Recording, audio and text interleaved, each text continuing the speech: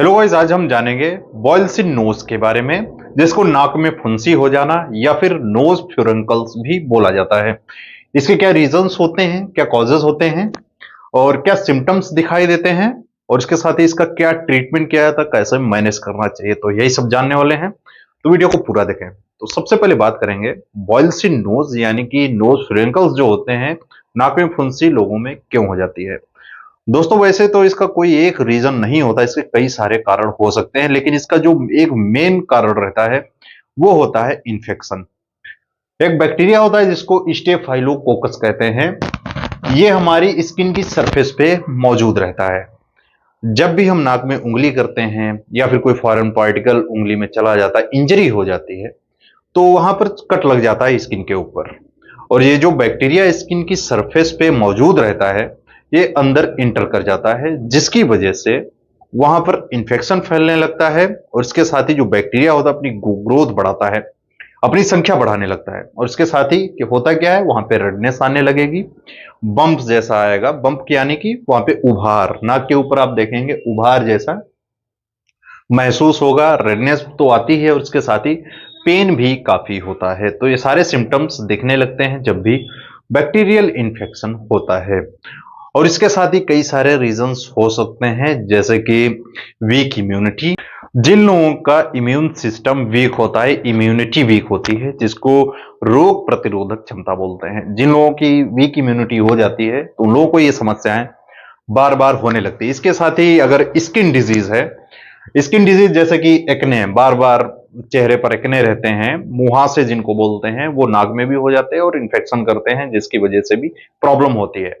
और इसके साथ ही एक्जिमा ऐसी समस्या होती है, एक्जिमा भी एक स्किन डिजीज रहती है, तो इसकी वजह से भी नाक में फुंसियां हो जाती हैं।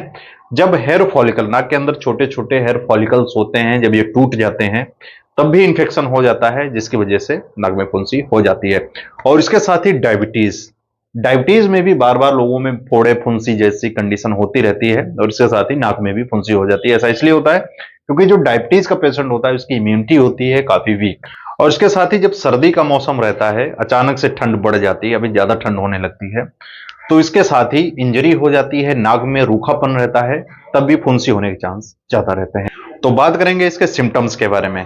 क्या लक्षण दिखाई देते हैं जब भी किसी को बॉयल्स इन नोज वाली कंडीशन होती है।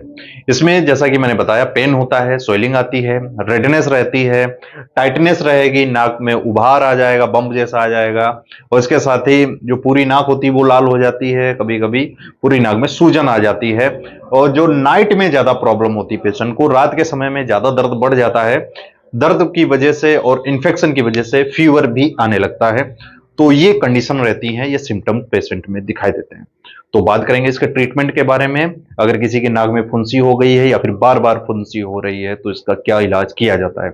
सबसे पहले तो आपको डॉक्टर से कंसल्ट जरूर करना चाहिए। जब भी आप डॉक्टर के पास जाते हैं तो डॉक्टर अच्छी तरीके से आपकी फुंसी को देखता है, इन्वेस्टिगेट करता है, बाद में पता चलता है कि इसके अंदर पस फिल्ड तो नहीं है, यानी कि अंदर पस तो नहीं भरा हुआ है, जिसको मवाद बोलते हैं। ऐसा तो नहीं है कि इसके अंदर पस है। अगर पस है तो डॉक्टर उसको निकालते हैं, निडिल से पिक करके उसको बाहर निकाल देते हैं। उसके बाद इसमें करते हैं क्या, एंटीबायोटिक्स मेडिसिन दी जाती हैं, क्योंकि बैक्टीरियल इन्फेक्शन रहता है तो एंटीबायोटिक से ही इसको ठीक किया जाता है। एंटीबायोटिक्स इसमें देते हैं जैसे कि क्रोक्सासिलिन, एमोक्सिसिलिन।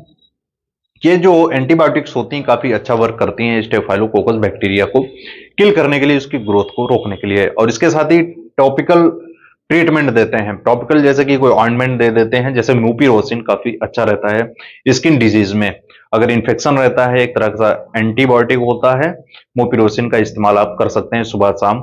जो इफेक्टेड एरिया है, जो फुंसी हैं, बॉयल्स हैं, उनमें इसको लगा सकते हैं।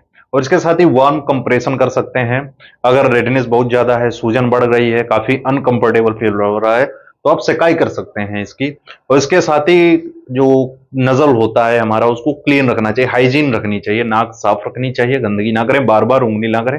अगर नाक में उंगली करते हैं, हो सकता है नाक में बैक्टीरिया हो, हाथ साफ ना हो, और इस वजह से वहां पर इंजरी हो सकती है और इन्फेक्शन हो सकता है। इसके साथ ही अपनी इम्यूनिटी पे ध्यान देना चाहिए। जिन लोगों को बार बार ये प्रॉब्लम रहती है, डायबिटीज है या फिर बहुत ही ज्यादा कमजोर उनका इम्यून सिस्टम है और बार बार फोड़े फुंसी उनके होते ही रहते हैं, बाल तोड़ वगैरह हो जाते हैं, ये वीक इम्यूनिटी की वजह से लोगों में होते हैं।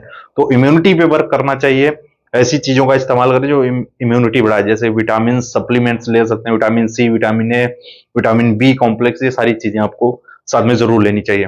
और इसके साथ ही आप सिम्टोमेटिक ट्रीटमेंट दे सकते हैं, जैसे कि बुखार आ रहा है तो पैरासिटामोल दे दें, दर्द हो रहा है तो आइबुप्रोफेन दे सकते हैं, साइक्लोफेनेक दे सकते हैं, non steroidal anti inflammatory drugs आप दे सकते हैं, जिसका इस्तेमाल करने से पेशेंट को काफी रिलीफ मिलता है, सूजन कम होती है और दर्द भी कम हो जाता है। तो इस तरीके से इसको मैनेज करना चाहिए। आपको देखना जरूर चाहिए कि उसके अंदर पस है या फिर नहीं है। अगर पस नहीं है, स्टार्टिंग में ही पेशेंट आ गया तो एंटीबायोटिक देके उसको ठीक कर सकते हैं। तो दोस्तों आज के लिए इतना ही। वीडियो अच्छा लगा हो इसको लाइक जरूर करें, चैनल पर नए सब्सक्राइब कर लें, बेल आइकन को प्रेस कर लें, जैसे इन्फॉर्मेटिव आपको हमेशा मिलते रहेंगे। ऐसे ही और वीडियो देखने के लिए मेरे चैनल पर जाके वीडियोस देख सकते हैं।